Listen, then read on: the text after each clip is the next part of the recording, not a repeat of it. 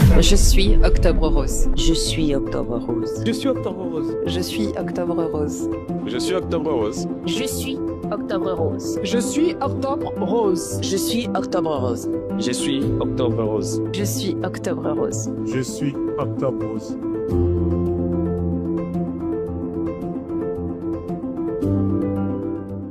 Madame, Monsieur, bonsoir. Je suis Carmen Févillier, toujours heureuse de vous retrouver pour cette édition 3 en 1 Afrique.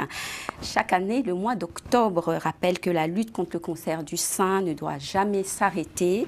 Selon l'Organisation mondiale de la santé, ce cancer demeure le plus fréquent chez les femmes dans le monde, avec 2,3 millions de nouveaux cas recensés en 2022.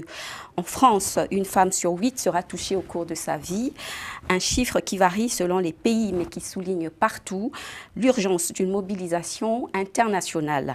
En Afrique, où le diagnostic reste souvent tardif et l'accès au dépistage encore limité, les taux de mortalité demeurent plus élevés et rappelant la nécessité d'intensifier les actions de prévention et d'information sur le continent africain.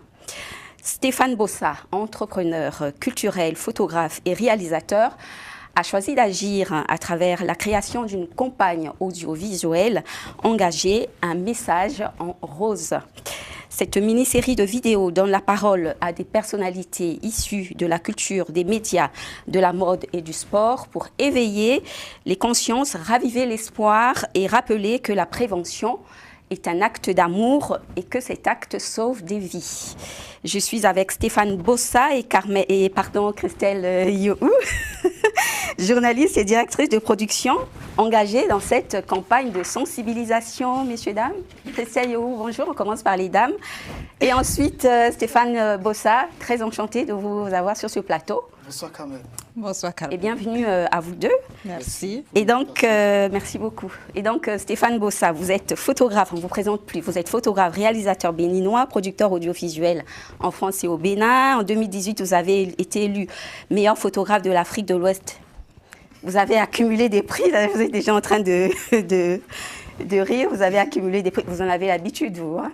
Ouais, mon talent en parle, donc... Sans modestie aucune. Sans modestie aucune.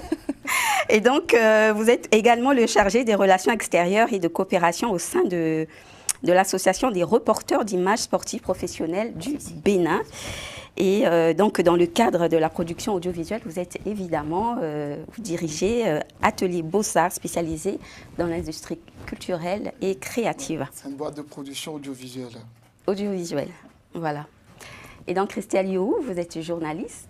Alors, je suis journaliste, animatrice du podcast Brillare qui mène avant des parcours inspirants. Ouais. Je suis très fière d'être une Ivoiro-italienne, je précise à chaque fois. Vous avez un très bel accent. Voilà, c'est ma marque de fabrique. Eh bien, je suis très contente d'être là ce soir. C'est un très bel accent italien et puis vous le faites bien. Alors, cette campagne, Stéphane Bossa, je vous cite, hein, c'est une ode à la vie, un hommage à toutes celles qui se battent, à celles qui ont vécu et à celles que nous portons dans nos mémoires. Je crois que l'image peut soigner, que la parole peut sauver et que la solidarité peut guérir les blessures invisibles. Dites-nous encore davantage, cher Stéphane. Bon, je peux vous dire que le projet de cette campagne, un message en rose, ça vient déjà d'une histoire personnelle. C'est des visages autour de moi. Donc, le but, au fait, de ce projet, c'est de transformer des douleurs en lumière et de l'art en image.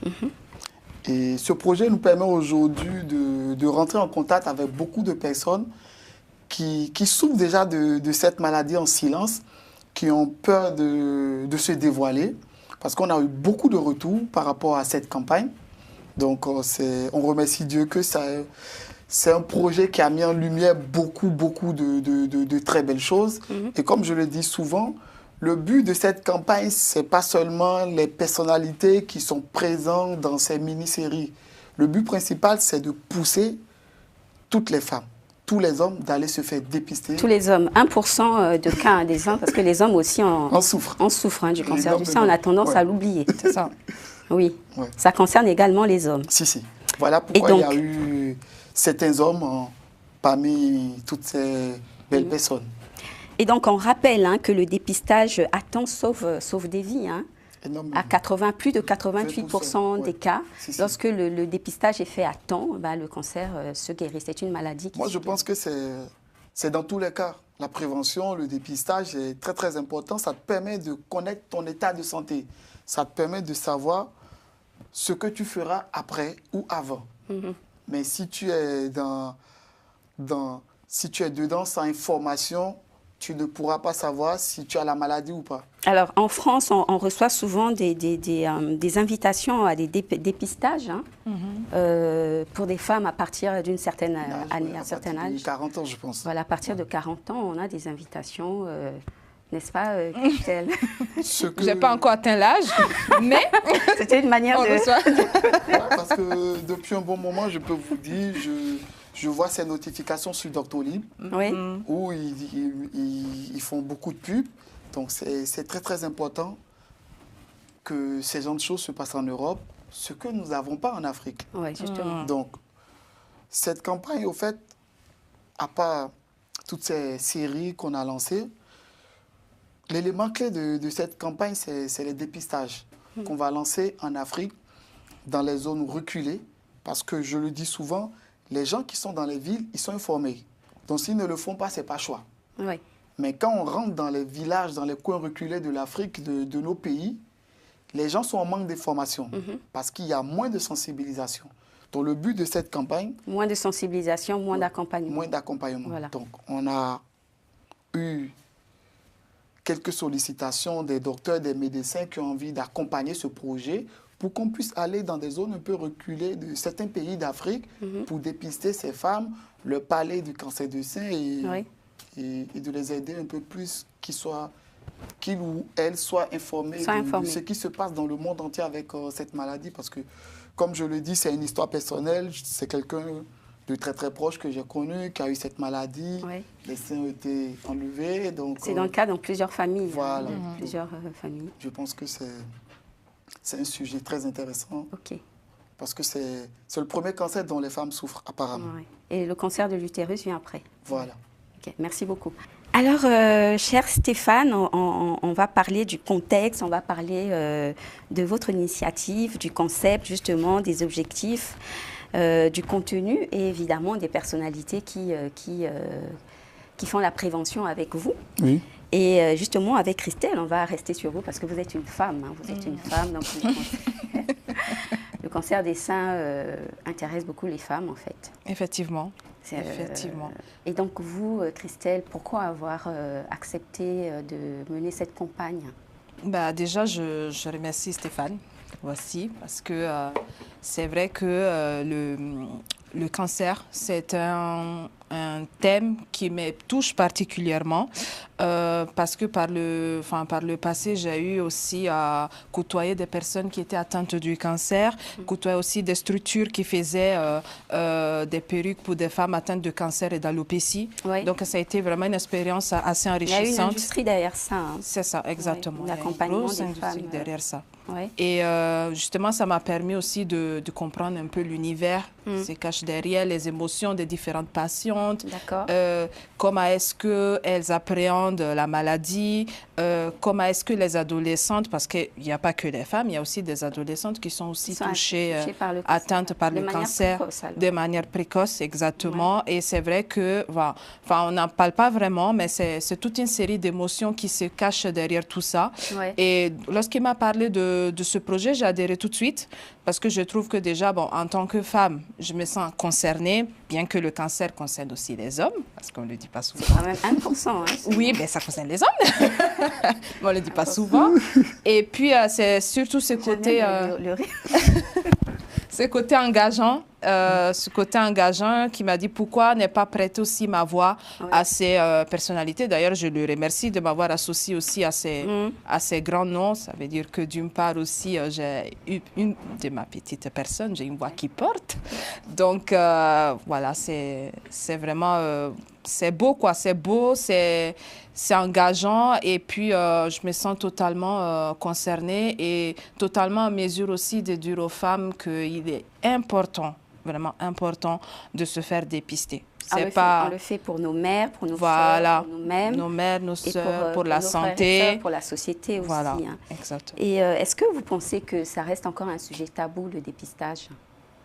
Oui, je pense totalement que ça reste un sujet tabou. Là, on parlait des zones reculées en Afrique, par exemple, où elles n'ont pas forcément accès à ça.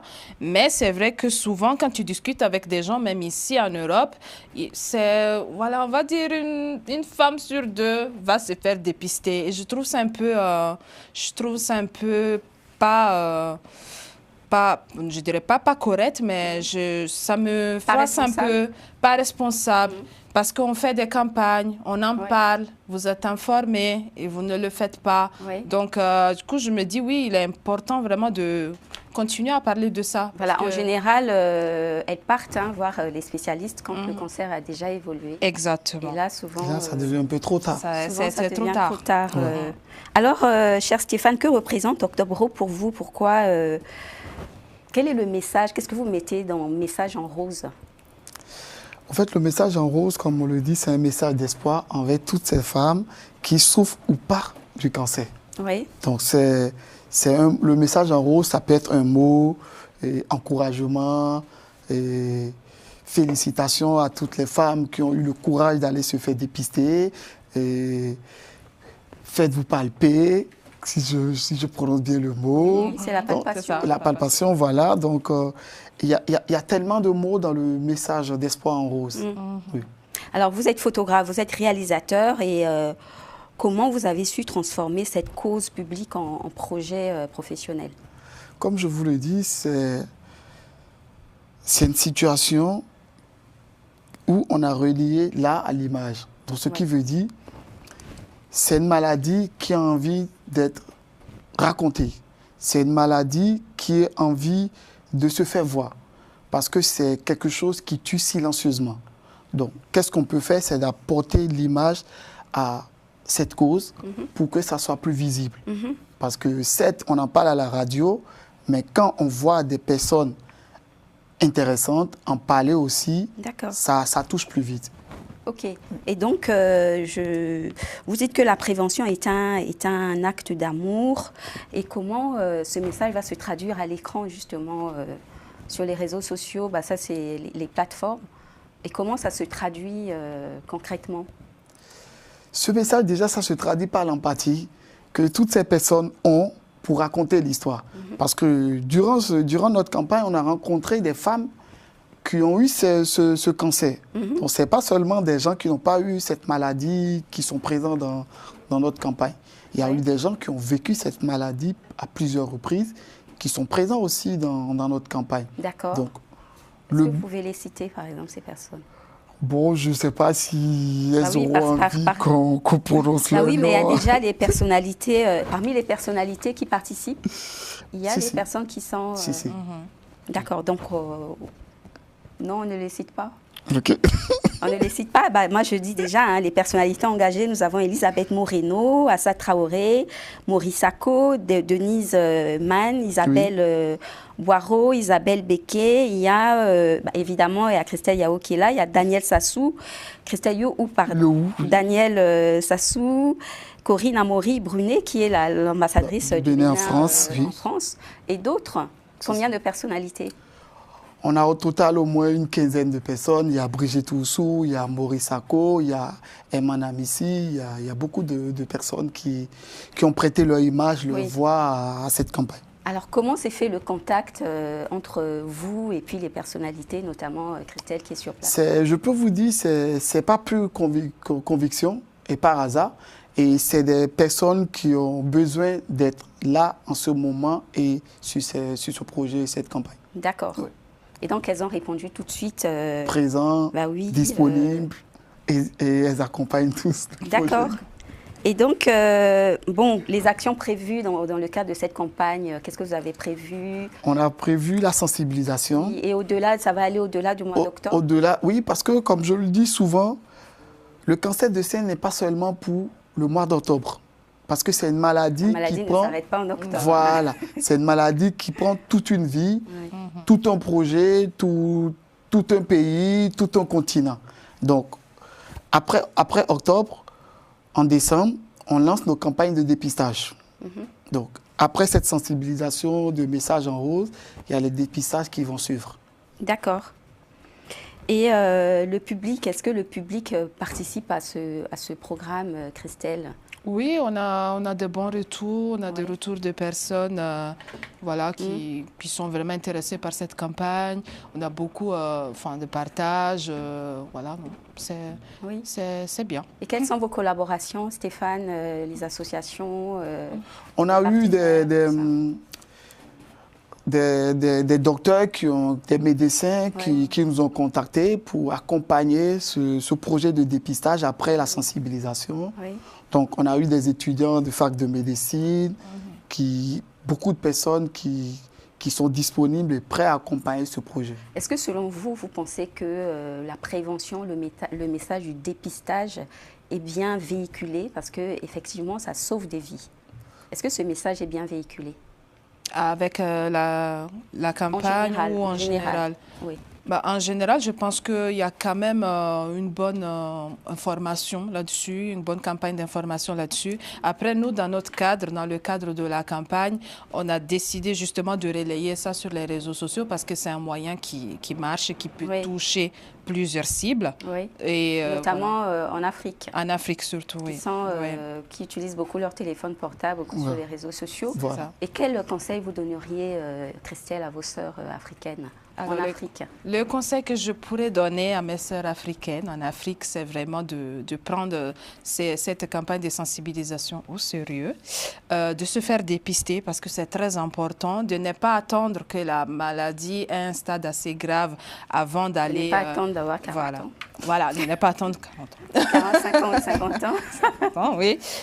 Pour aller se faire dépister, pour consulter un médecin. Voilà, c'est des choses vraiment à prendre, à ne pas prendre à la légère, et de vraiment prendre au sérieux, quoi. Et je suppose que les médecins expliquent à l'autopalpation, hein? Si. Ils expliquent les gestes. Et pour en rajouter aussi, moi je peux dire, beaucoup attendent octobre pour parler de cancer du sein. Et ce qui fait que la sensibilisation ait lieu qu'en octobre. Et après octobre, c'est rangé au placard. Voilà pourquoi nous, dans notre campagne, on a milité à ce que, après cette série campagne de mini-série de vidéos de toutes ces personnalités, on va continuer toujours à sensibiliser les gens et à aller au-delà. Voilà pourquoi on a fait à ce que le dépistage soit dans notre programme pour toucher plus de monde. Oui, parce que le cancer ne s'arrête pas. En octobre. Ne s'arrête pas, c'est toute une vie, c'est un combat longue durée. Et donc, félicitations pour votre initiative. Merci. Et pourquoi avoir choisi le format court, 45, c'est bien 45-60 secondes, hein? C'est bien ça. On a choisi ce format parce que même en 1 minute, le message peut toucher du monde. Oui. Donc, format long ou format court. Avec des messages percutants. Percutants, je pense que même en 1 minute, le message peut passer. Oui. Voilà pourquoi on a choisi des formats courts pour ne pas aussi ennuyer les gens qui vont regarder les vidéos. Et ne pas leur donner peur aussi. Hein. Oui. Voilà. Alors, je rappelle que les questions, vous avez posé 3 questions simples aux participants. Que représente Octobre Rose pour vous? Pourquoi le dépistage est-il important? Quel est votre message d'espoir en rose? C'est la question auquel vous répondez. Christelle, vous, qu'est-ce que vous avez dit? Ah oui. Alors, quel est mon message d'espoir en rose? J'avais dit aux femmes que voilà, c'est des femmes fortes. Faut pas abandonner, même si voilà, il y a une annonce assez triste. Vous êtes assez forte pour surmonter ça. Il y a des femmes qui ont vaincu cette maladie par leur résilience et par leur force de caractère. Il faut de la résilience. Il faut de la résilience. Il faut de la résilience. Et surtout, il faut bien se faire entourer. Il faut bien se faire entourer par sa famille, par ses proches, etc. Voilà. Et justement par des personnes comme vous, hein, pour parler... Oui, parce que je peux dire que c'est des messages qui viennent du cœur. Oui. Donc la simplicité, ça touche. C'est ça. La simplicité, ça touche. Alors, on va parler de l'impact, hein, Stéphane. Oui. Quel est l'impact que vous avez déjà perçu et ce que vous voulez... qu'est-ce que vous voulez encore toucher qu'est-ce que vous voulez bouleverser? Qu'est-ce que vous voulez faire? Ce que nous, on veut toucher derrière cette campagne, comme je l'ai dit à Christelle aujourd'hui, ce n'est pas les j'aime, les partages sur les réseaux sociaux qui m'intéressent. Ouais. C'est que ce message, cette campagne, touche les femmes comme les hommes, à ce que ça les pousse à aller se faire dépister, à commencer à faire l'autopalpation, à se renseigner sur cette maladie, à savoir que c'est une maladie très importante, qu'elles doivent prendre au sérieux et prendre leur vie au sérieux. Oui. Donc, si les femmes, grâce à cette campagne, se lèvent aujourd'hui à aller se renseigner sur comment le dépistage se passe, sur comment l'autopalpation se passe, on a tout gagné. Il y a certains cancers, même avec l'autopalpation, on ne les détecte pas. Hein. Voilà. Il faut vraiment se rendre au centre de santé, à l'hôpital et aller se faire avec dépister. Des appareils adéquats pour se faire dépister de manière beaucoup plus profonde. Donc voilà. Et pourquoi avoir privilégié les réseaux sociaux? Je pense que vous l'avez déjà dit. Ça porte beaucoup plus, c'est bien ça? Les réseaux sociaux, c'est l'endroit... Il y a les réseaux sociaux, là, vous êtes... à la télé. À la télé. Ah oui. Les réseaux sociaux, en gros, au fait, je peux vous dire aujourd'hui, à 60%, c'est l'endroit où tout le monde est aujourd'hui. Donc, ouais. Et c'est quelque chose qui est facile à atteindre.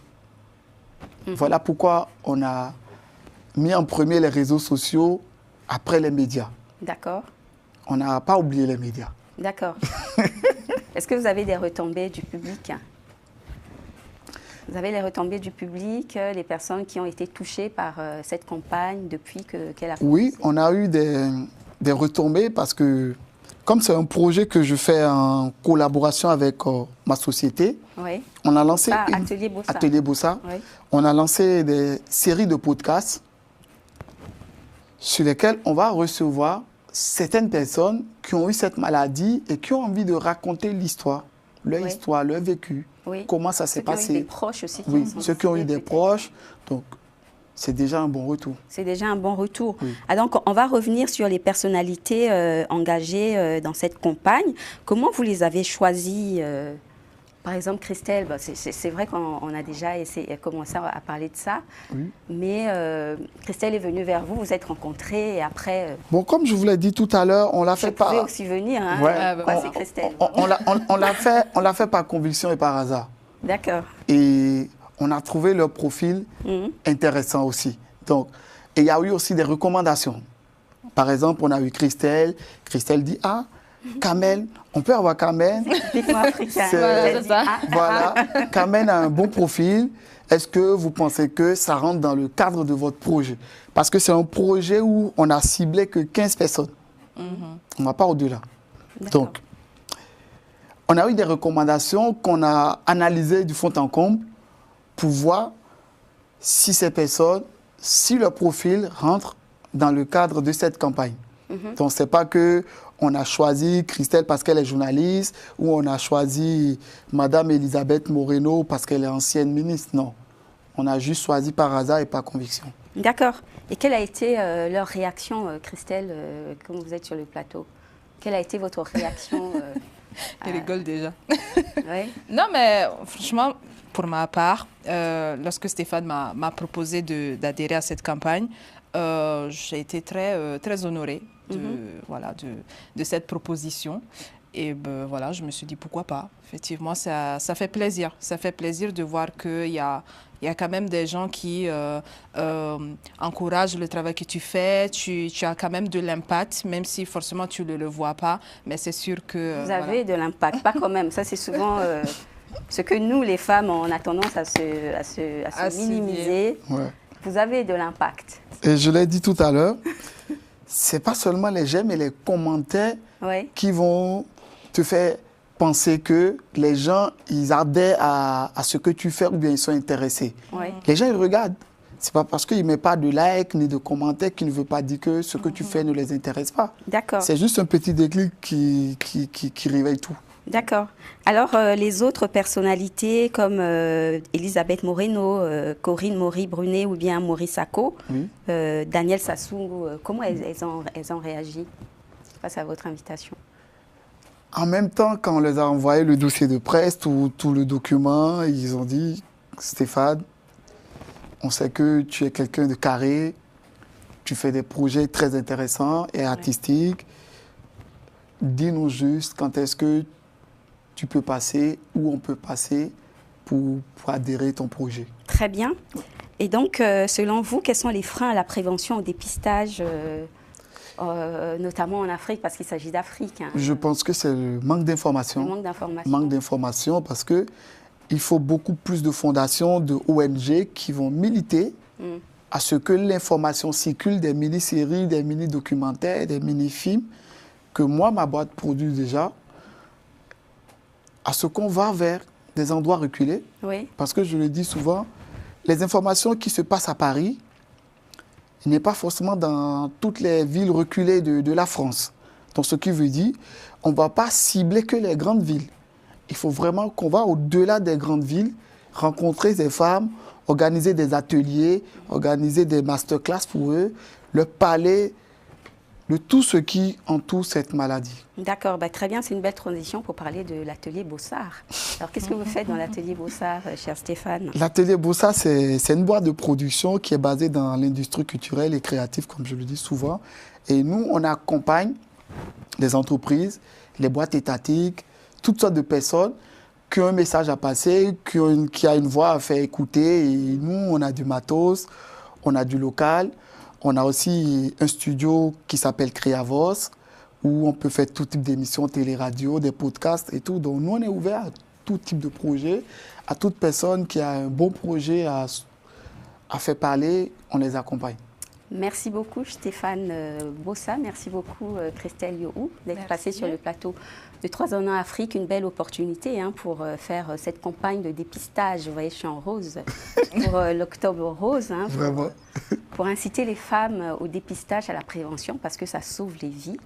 Et donc, chers téléspectateurs, voici le message important de cette édition de 3 ans en Afrique. J'étais ravie de vous la présenter avec, comme je l'ai dit, Stéphane Bossard et Christelle Yohou. J'étais Carmen Févillier, heureuse de vous avoir présenté cette émission. À revoir tous les mardis, à revoir en replay, pardon, et en diffusion tous les mardis, 18h-20h GMT. Et j'étais Carmen Févillier, comme je l'ai dit. Je suis émue. Je vous aime, chers téléspectateurs. À très bientôt. Au revoir.